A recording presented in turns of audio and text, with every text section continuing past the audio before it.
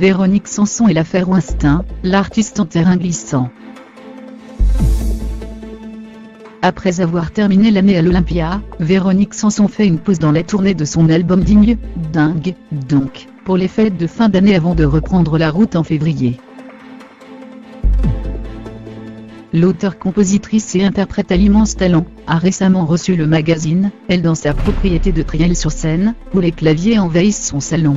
À 68 ans, la grande Sanson fait grincer quelques dents avec son habituel franc-parler.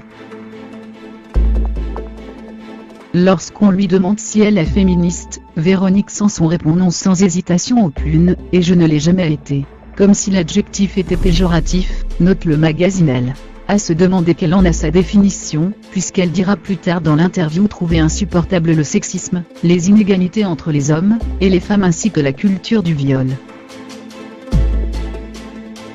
Ceci étant plutôt attendu de la part d'une femme qui a vécu la domination et la violence au sein du couple qu'elle formait avec Stefan Stig dans les années 1970.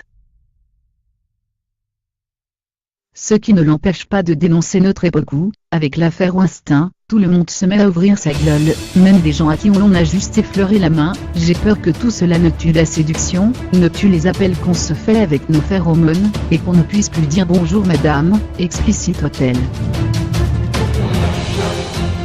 Heureusement, Violaine, sœur aînée et ménageuse fidèle de l'artiste, est là pour remettre un peu de nuance dans ses propos. Véronique a parfois des positions et des réactions inattendues.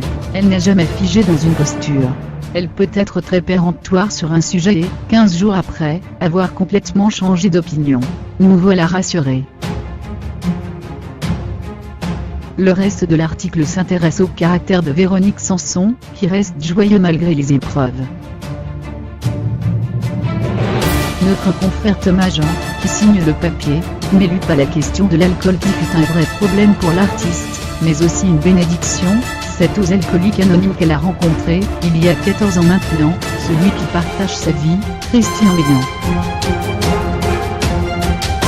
Elle, en kiosque le 22 décembre 2017.